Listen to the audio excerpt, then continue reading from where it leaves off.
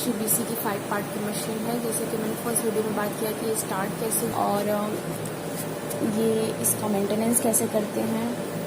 Maintenance के बाद concentrate cleaning करते हैं। मेंटेनेंस के बाद नहीं, मेंटेनेंस में ही कंसंट्रेट क्लीनिंग होती है, जैसा कि आप देखे भी थे। तो मैं आपको दिखा देती हूँ। ये सारा चीज़ हमने समझा था अच्छे से। अब हम बात करते हैं सैंपल लगाने की। सैंपल लगाने से पहले गाइस इसमें होता क्या है, एक कंट्रोल लगाई जाती है। कंट्रोल ये इंश्योर करता है कि हमारी जो रिपोर्ट आ रही है, मशीन जो हमारी रिपोर्ट्स दे रही है वो बहुत ही वो एक्यूरेसी है, बहुत ही सही रिपोर्ट है। इस चीज़ की जानकारी के लिए हम कंट्रोल लगाते हैं। तो कंट्रोल एक नोन वैल्यू होती है जो कि ह्यूमन सैंपल ही होता है एक तरह का, पर ये नोन वैल्यू होती है। तो मैं आपको बता दूं कि कंट्रोल जो भी हम कंट्रोल इस मशीन में रन करते हैं उसका पूरा डाटा इस जगह पे जाके सेव हो जाता है। जैसे आप देख रहे हैं क्वालिटी कंट्रोल लिखा हुआ है ना, तो ये यहाँ जाके हम चेक कर सकते हैं कि आज क्या क्या कंट्रोल लगा हुआ है। आज के डेट में जो भी कंट्रोल लगा हुआ है यहाँ पे शो करेगा। हम 3 लेवल का कंट्रोल लगाते हैं, हाई, नॉर्मल और लो। तो हाई और लो हम सुबह में चलाते हैं और इवनिंग में हम नॉर्मल कंट्रोल लगाते हैं। इस मशीन में 3 तरह के कंट्रोल लगते हैं। तो मैं आपको नॉर्मल कंट्रोल लगा के दिखाती हूँ कि कंट्रोल कैसे लगते हैं।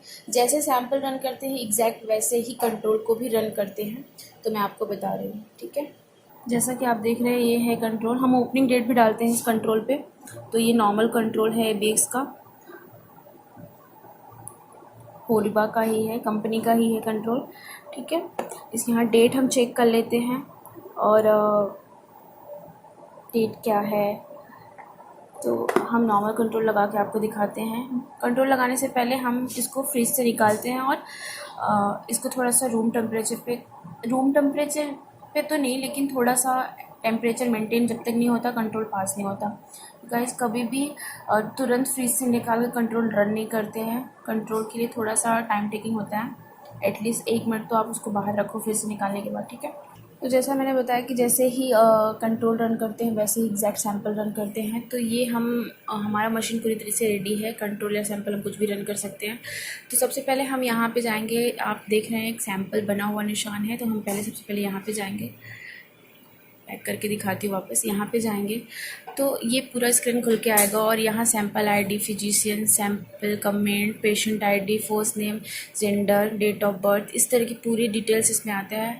तो हम बारकोड से रन करते हैं तो हमें इन सब डिटेल्स को फिल करने की ज़रूरत नहीं होती। ये ऑटोमेटिक हमारा डाटा ट्रांसफ़र हो जाता है।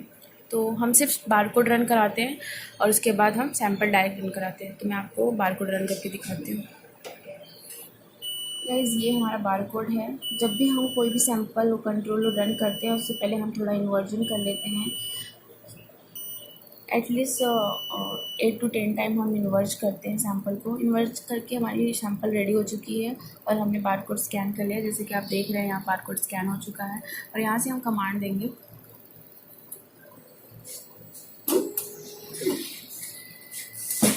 ठीक है, ये कह रहा है कि प्लीज़ वेट एनालाइजर अवेलेबिलिटी। तो जैसे ही एनालाइज़र यहाँ से प्रोब आएगी मैं आपको दिखा दूँगी। जैसे मैंने बताया था मशीन अपने आप ही रनिंग करती है। तो ये देखिए रनिंग करेगी, जैसे ही रनिंग फिनिश होगा प्रोब बाहर आएगा, मैं आपको दिखा दूँगी। तो गाइस यहाँ जैसे ही प्रोब बाहर आएगा, देखिए प्रोब बाहर आ चुका है। तो यहाँ पे ऐसा लिख के आता हुआ है कि ये मतलब एक इंस्ट्रक्शन देता है कि आपको सैंपल रन कैसे करना है। तो ये कह रहे हैं कि सैंपल को मिक्स करना है, फिर ट्यूब ओपन करना है, उसके बाद एस्पिरेट कराना है। तो मैं आपको एस्पिरेट करा के दिखाती हूँ। तो हम 2 जगह से कमांड दे सकते हैं, यहाँ से भी हम दे सकते हैं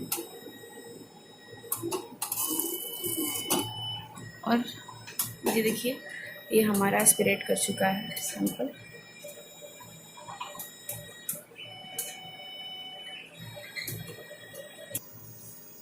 तो गाइस आप देख सकते हैं हमारा कंट्रोल पास हो चुका है। अब हम आगे बढ़ते हैं सैंपल रन की तरफ कि सैंपल रन कैसे करें। गाइस जैसे ही हम कंट्रोल लगाते हैं सेम वैसे ही सैंपल भी रन करते हैं। जैसे ही हमारा रोटेटर पे सैंपल रोटेट करता है और हम इसको आपको रन करके दिखाएंगे। इसको 2 से 3 बार इन्वर्ज करते हैं। इन्वर्जन का प्रोसेस इस तरह से होता है इस तरह से ये एक बार माना जाता है कि एक बार इन्वर्स हुआ है। ठीक है, ऐसे हम 8 to 10 टाइम इन्वर्स करने के बाद हम प्लॉट चेक कर लेंगे, कहीं पर प्लॉट तो फंसा नहीं है।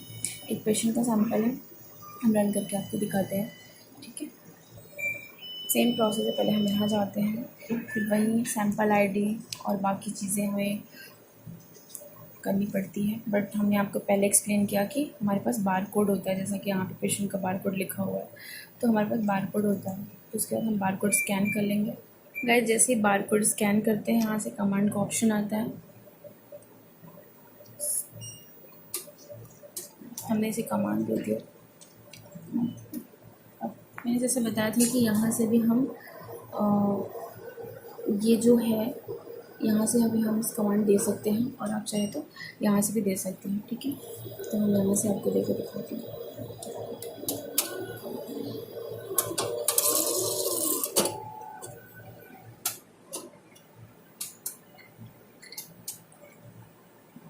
ये रिपोर्ट आ चुकी है पेशेंट की, और यहाँ से प्रिंट आता है।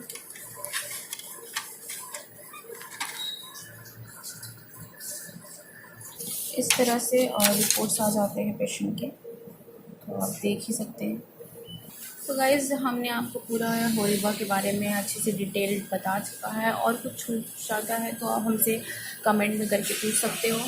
और बाकी मेरे ख्याल से तो मैंने बहुत सी चीज़ें कवर कर ली है, और कुछ बच जाता है तो आप मुझे कमेंट कर सकते हो। तब तक के लिए अपना ख्याल रखिए, बाय बाय।